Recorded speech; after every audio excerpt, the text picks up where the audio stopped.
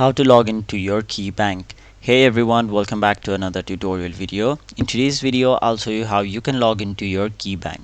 So to do that, first of all, go to any web browser of your preference and in the web address bar, simply type in KeyBank and then tap on the first link, which is www.key.com.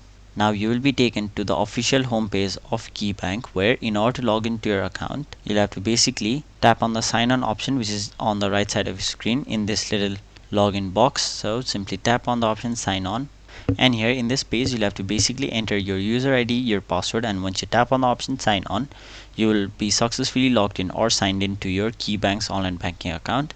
And in any case, if you are not yet enrolled to online banking services of KeyBank, you can simply do so by tapping the option enroll.